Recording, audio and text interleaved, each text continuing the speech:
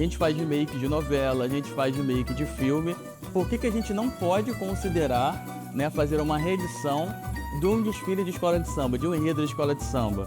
Será que a gente está considerando esse enredo, a produção da escola de samba, como algo menor? Então a gente botou na balança alguns enredos históricos da vila, que tinham uma grande mensagem, mas por diversos fatores não foram bem explorados na época. Quando a gente está fazendo a reedição, a gente está dizendo, olha, nós produzimos uma cultura muito importante, criamos clássicos e quando eles são necessários, eles podem ser reacionados. Obviamente com uma estética assim, única do Paulo e pela capacidade que a gente tem hoje em dia de poder extrair tudo que há de melhor em termos de tecnologia, em termos de plástico visual para poder a gente conseguir de fato impactar o desfile. Muita gente fala assim, os carnavais eles são efêmeros, não deixam memória, né? A alegoria é feita, você destrói, mas é o contrário, né? Os carnavais deixam memória, pode não ser muitas vezes material, mas deixa a memória afetiva.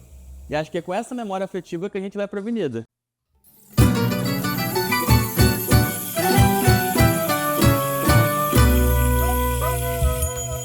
Quando eu recebi a notícia, né, de que a escola pretendia reeditar o enredo de 93, de Balar, né, que foi do Oswaldo Jardim, você tem um sentimento, primeiro, de alegria, porque eu convivi com o Oswaldo, eu conheci o Oswaldo, e o Oswaldo foi um cara que estava à frente do tempo dele. Ele tinha uma concepção alegórica de muita vanguarda. Então, a princípio, foi de muita alegria de poder reeditar o enredo, que tinha essa possibilidade de fazer um carnaval diferenciado. Foi tudo muito bem pensado, muito bem planejado, milhões de reuniões, até a gente decidir que nesse momento é importante a gente reeditar Guibalá hoje na Vila Isabel. Porque você revisitar a história de um enredo é você revisitar a memória da própria escola de samba. Nosso papel é dar corpo, né, não só escrever o livro Bialas, mas dar corpo, dar fundamentação a tudo que a gente está apresentando. É um trabalho muito minucioso e muito cuidadoso, porque você vai entregar isso tudo na mão de um julgador que vai verificar se aquele texto tem uma coerência. O que é incrível nesse enredo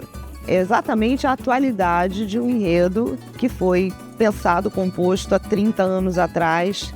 O debate em torno da preservação do ambiente, ele não existia. As pessoas achavam realmente que a natureza podia produzir de forma indefinida. Só a partir dos anos 80, e aí em 92, em tempos da Eco 92, que foi nesse contexto que o Oswaldo Jardim pensou esse enredo, se começa a discutir, né, o mundo começa a discutir que a gente poderia ter consequências graves para a humanidade.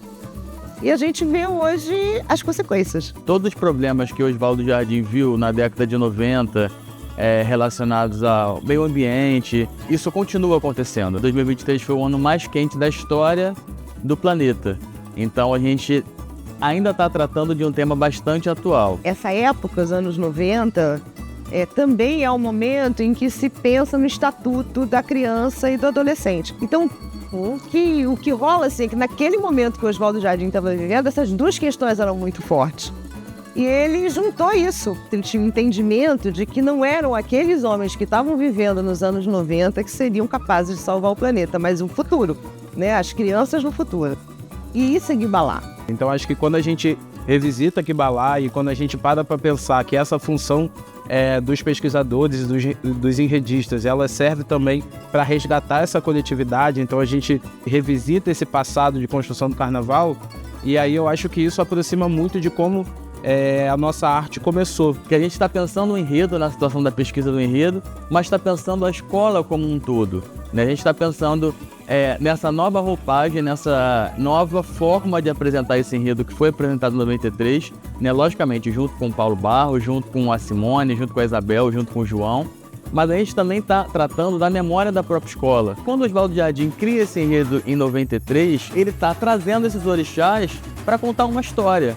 Eu acho que isso é muito significativo, porque a gente está dizendo aqui, a nossa cultura importa e ela produz narrativas muito significativas para defender a nossa própria gente. Quando a gente pensa no enredo de 93 e como o Oswaldo Jardim usou a cultura iorubá, e a partir dessa base iorubá ele constrói uma ficção, uma fantasia para poder contar essa história, Acho que para o enredo de 2024 a gente está tendo a oportunidade de ver o Paulo Barros fazer o mesmo processo. Então a gente tem essa base iorubá e aí a partir disso o Paulo é capaz de poder construir a fantasia na cabeça dele para poder contar essa história. A grande sacada do Oswaldo na época foi exatamente ele criar um enredo que é baseado na cultura iorubá, mas ele cria uma história como se fosse uma história paralela, que dá liberdade a ele a seguir os caminhos plásticos que ele queria. Estou fazendo o mesmo. Então a gente pode usar elementos culturais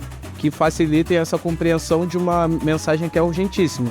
E eu acho que nesse sentido o Paulo está tendo a liberdade de fazer algo que ele faz muito bem, que é usar a inventividade dele para trazer as diferentes referências que ele tem e construir essa fantasia, construir essa ficção para passar essa mensagem que é tão urgente. A sensação de você fazer Guibalá, ela te traz todos esses sentimentos, que é um tema que me possibilitou imaginar, criar. Não espere que venha o enredo do Oswaldo Jardim para a Avenida, né? Ou a forma como ele foi apresentado em 93. Existe aí uma releitura, eu chego a dizer uma reinvenção desse enredo, né? Eu acho que a palavra mais forte é essa.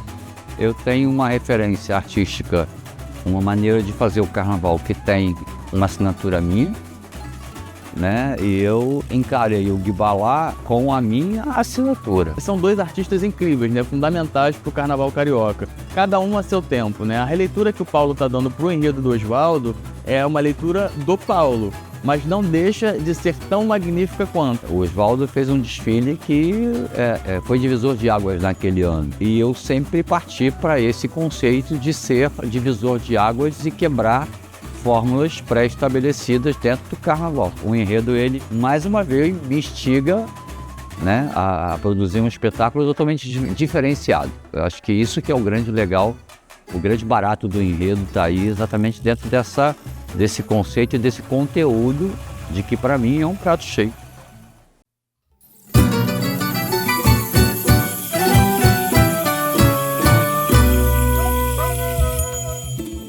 Esse ano eu tenho um samba que foi confeccionado, foi contada uma história dentro do samba. E o que eu fiz? Eu caí dentro e aproveitei essa oportunidade de ter um samba que é extremamente didático, que conta uma história, e eu vou levar o enredo a partir do samba do Martim. É uma pessoa que não tem nem o que falar, assim, eu sou grande admirador do trabalho dele, levou o nome da Vila Isabel para o mundo, então, assim, sou extremamente grato por tudo e sou um grande admirador. Meu pai também faz questão de deixar o nome dele sempre na maior prateleira possível e a gente entendeu que era o casamento perfeito, ter esse enredo com uma obra do Martinho. Assim, é difícil do jurado conseguir despontuar um samba desse gabarito. Cantar o samba do Martim sempre é muito importante. O Martim é que faz vamos dizer, a nossa escola, acho que é o maior representante da Vila Isabel, é o Martim da Vila. Então, cantar samba do Martim é sempre muito emocionante. O samba é um samba muito fácil, né? Um samba tem uma letra muito bonita, uma melodia linda. Chegar hoje, eu aprendo o samba da Vila, que é o mais importante. O componente aderiu, você vê que nossos ensaios é uma loucura.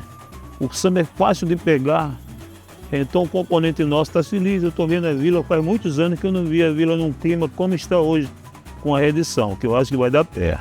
Eu me lembro que eu li a sinopse que ele escreveu, aí eu peguei e falei, eu dei uma pesquisada no tema, descobri que era uma palavra do Iorubá, da Nigéria, dei uma outra pesquisada da Nigéria e tal. Estou achando um enredo assim complicado. Muita gente também vai ficar assim. A primeira coisa que eu pensei é fazer uma letra que deixasse claro o que era Guibalá. O Iorubá é resgatar, salvar, socorrer. Aí comecei pelo final. Guibalá é resgatar, salvar. E a criança, a esperança de Xalá, que vai lá resgatar, salvar. A criança é a esperança de Oxalá, vamos sonhar. Meu Deus. E saiu o samba, que tocando tamborim, e eles defenderam o samba, pô. Gaião, foi uma beleza, uma festa só. Só que a minha surpresa maior foi quando ele disse, falou, Geras, garoto, vamos cantar com você. Aí veio Martinalha, veio Narimar, veio Pinduca, tudo cantando no carro do sonho. O Martinho também largando com a gente. Eles acabaram os 4 puxando samba em uníssono, foi uma beleza. Então a minha lembrança do samba foi quando ele veio com uma apuração com todas as notas, todos os prêmios. Então o samba hoje ele está funcionando 30 anos atrás e hoje ele está funcionando maravilhosamente bem com essa pressão que a gente está dando junto com o Tinga, que é o jeito do Tinga cantar agressivo. Eu tentei não mudar muita coisa na estrutura do samba, ficou com a mesma melodia, com a mesma letra, a letra não mudou nada. Então a gente só tentou adequar aos moldes de hoje mesmo, mas não mudar muita coisa. O samba é muito bonito, a gente não tem que mudar nada. A gente só tem que mudar para botar na atualidade só e pronto. Então esse samba tem uma melodia muito forte. Você imagina hoje, está mais temperado. Lá, 30 anos atrás, era uma cadência, não era essa pressão que está hoje. O Tinga canta com pressão, então a gente botou o samba numa pressão e a melodia dele é tão forte que aguentou esse andamento. Tenho a minha família junto com a família que a gente fez, né, decorrer da carreira. E o Douglas, pra gente, que era um brincalhão do nosso carro dos sonhos, para mim é uma surpresa nos arranjos que ele tem feito, a criatividade dele. Muito dedicado àquilo que faz com o carro de som, sempre marca ensaios, sempre marca reuniões fora, estúdio, com aula de canto, com fonoaudiólogo. Eu só imagino assim que o Paulo vai fazer uma coisa deslumbrante, que a Vila vai ser mesmo deslumbrante. Ele gosta dessas coisas. O tema tem coisas, tem partes, tem detalhes que batem muito com a criatividade do Paulo, entendeu? Então ele pode viajar bastante, fazer uma coisa bonita. O Oswaldo Jardim, ele começa o enredo dele já entrando no portal de Guibalá e mostrando para a criança aquele universo. O Samba do Martim me dá a oportunidade de começar o enredo antes desse acontecimento. Então, né, a gente começa falando exatamente o que o samba diz, que o grande criador adoeceu, né, e por conta do mundo estar doente, para mim vai ser um prato cheio abrir o desfile, poder mostrar tudo isso que no de 93 o Oswaldo não teve oportunidade. Eu queria todo o componente que entre sempre com essa garra que está sendo na 28 de setembro, que a gente vai trazer esse canel, porque o samba é tudo isso que vocês estão vendo. Depende de nós. O samba só depende de nós componentes. O barracão vai ser a coisa mais linda do mundo, mas o samba depende só de nós. Então vamos para cima e vai dar tudo certo. A Vila Isabel, sou da Vila, não tem jeito, desde o começo, desde sempre. Tem um lance legal que vai acontecer. Eu faço 8.6 no dia 12 de fevereiro, terça-feira de carnaval, e voltar desfilando na Vila Isabel. Olha essa que maravilha. Eu acho que vai ser o meu presente de aniversário. Vila campeã! Martim sem palavras e vai ficar eternamente marcado na história da Vila Isabel e da música popular brasileira. Bom desfile para todo mundo, bom carnaval para a Vila Isabel, para todas as corrimãs, desde que a gente saia da frente.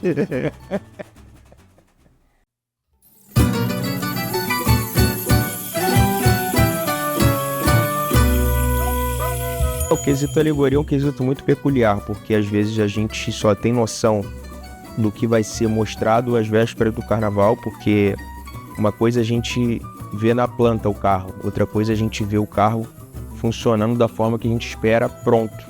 Isso só acontece próximo ao carnaval e o efeito dele, obviamente, que a gente ensaia, que a gente testa o carro, mas a gente só consegue ver ele dando certo de fato no dia do desfile. O desfile a gente não ganha antes, a gente ganha na hora.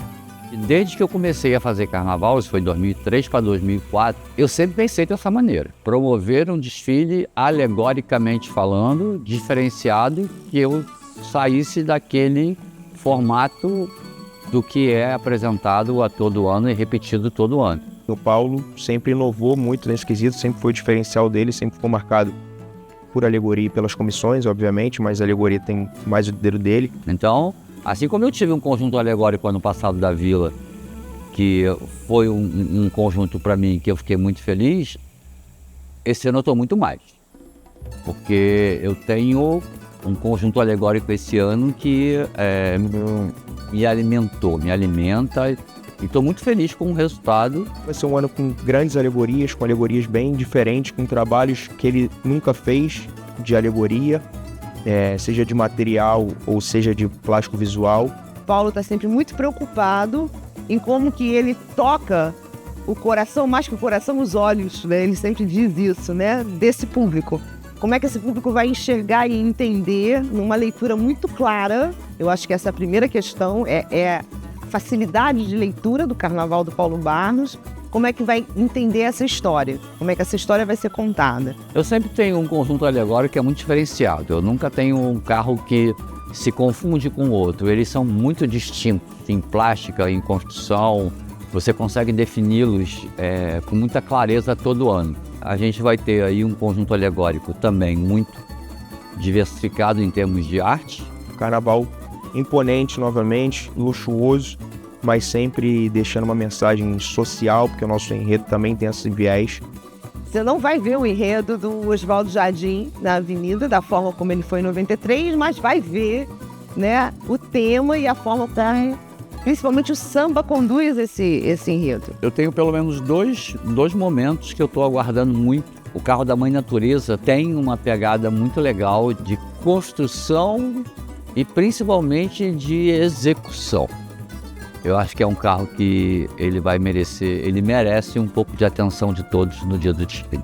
Então, tem coisas que estão mantidas, mas o que vai sair na avenida é um outro carnaval, né? Isso não tenha dúvida. O enredo do Oswaldo foi muito o carro do barro, da criação do homem através do barro, foi muito comentado na época. Foi uma coisa que ele fez que foi uma explosão de estética nova, vamos dizer. Eu já fiz pelo menos 2 carros de barro. O grande desafio esse ano era fazer o 4º carro, né? Porque o primeiro da Vila foi o Oswaldo que fez, eu fiz um na Tijuca, fiz um outro na Portela, e a gente vai ter um 4º carro esse ano. Esse carro é um carro que tem uma referência muito forte dentro da própria mensagem do enredo, e ele tem uma leitura de Barros.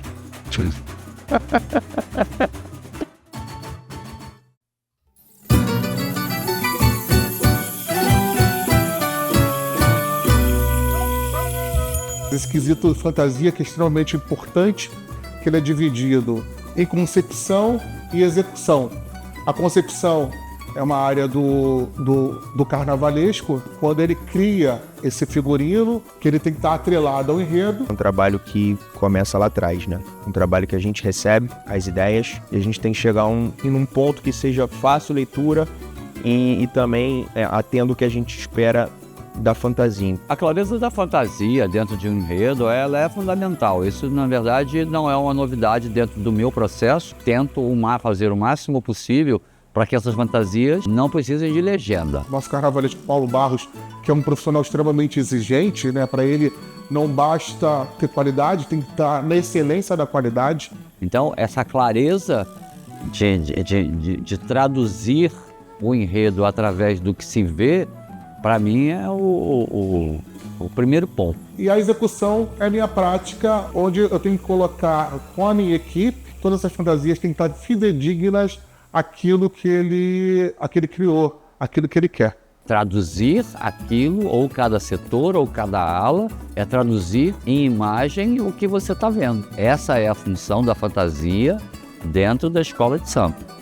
Imprimir esse figurino, contar essa história desse enredo, certo? E aí a gente consegue juntar uma equipe que consegue dialogar. Eu fico nesse meio campo. Na verdade, assim, a gente fala de vários processos nessa cadeia produtiva. Então, organizar quando entra em campo cada pessoa é complexo. Mas o que torna saboroso todo esse processo é que a gente tem pessoas aqui que conseguem transformar a adversidade em obra de arte. Eu acho que está muito bonito o conjunto nosso de fantasias. Está de fácil leitura, está muito objetivo, muito claro. tem ideias sacadas assim muito legais. Ele acertou muito na mão novamente e a gente está bem confiante. Se não fosse essa equipe multidisciplinar, esses mestres de ofícios, né, executando essa festa de estar confeccionando essa fantasia, não seria possível. Então a gente juntando essa excelência da qualidade com o amor no fazer carnaval, o resultado é 40 pontos.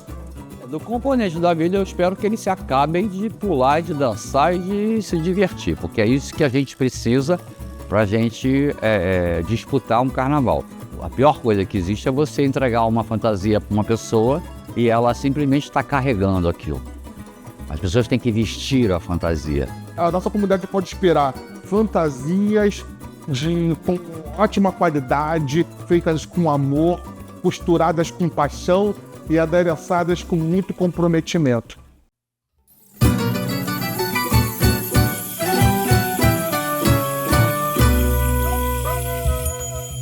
A gente é um quesito que cuida e preza muito pelo tradicional, né?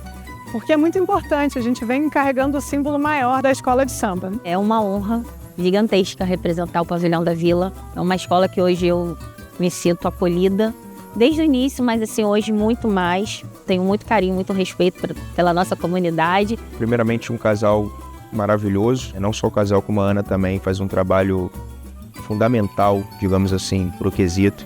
Um trabalho que é de extrema relevância e importância para poder eles conseguirem exercer e funcionar da forma que a gente espera o casal. Para esse carnaval de 2024, a gente não vai deixar a inovação de lado.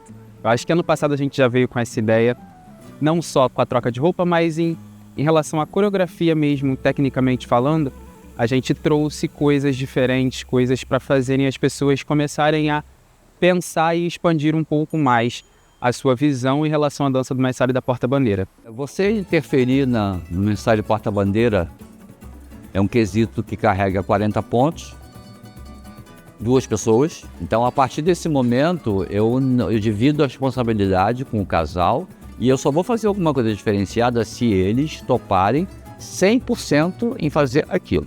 E aí, enfim, quando ele chamou a gente para mostrar o projeto, né, de 2024, aí ele perguntou se a gente queria algo tradicional ou o diferencial, e eu acho que a gente acabou, né, sendo um casal do diferencial. Eu acho que é a nossa carinha hoje, mas ele fez algo muito especial. Eu fiquei muito feliz com o projeto e obrigada, Paulo. Paulo Barros tem uma cabeça impressionante, é fora da casinha, né, assim. E ele nos provoca, né? Assim, acho que o novo, ele provoca. E ele faz com que a gente trabalhe, com que a gente pense, com que a gente estude, ensaie muito para que a coisa aconteça dentro dos parâmetros que tem que acontecer, mas ainda assim inovando, deixando o público muito extasiado. Eu tentei consegui interferir dentro de um quesito que não sofre mudança. A gente mudou essa história. A gente transformou um casal que dança num espetáculo. E a gente está aqui para mais um ano de balá com Paulo Barros, cabeça de Paulo Barros, ideias de Paulo Barros e a nossa cara e nossa coragem para fazer mais um carnaval inesquecível. É mais um ano que a gente espera não inovar, mas trazer surpresas no casal. E, bom, não posso falar muito sobre, mas vai ser impactante novamente. O que a gente quer fazer vai ser diferente. Acredito muito neles e tenho certeza que a gente vai conseguir os 40 pontos. Guibalá é um enredo muito poético, né? O samba é poético. Eu acredito que, por si só, o enredo, a poesia do samba já vai emocionar a Sapucaí, já vai emocionar os componentes. Essa esperança está dentro da gente. Está dentro da nossa coreografia, do olhar da Crise do Marcinho, trazendo no gestual. A gente tem o mestre Carlinhos Brilhante, que está perto da gente, né? Assim, nos ensaios, ele sempre palpita. A opinião dele é muito importante pra gente. Ele é uma referência, né? O Carlinhos Brilhante, a visão dele ajuda muito. Eu acho que por mais que a gente esteja 30 anos depois, a dança, a essência do Mestre da Porta-Bandeira é a mesma. E aí, nada mais do que o cara que esteve lá no ano original passar essa energia pra gente, para poder a gente construir a nossa visão junto com a visão dele e fazer essa união perfeita.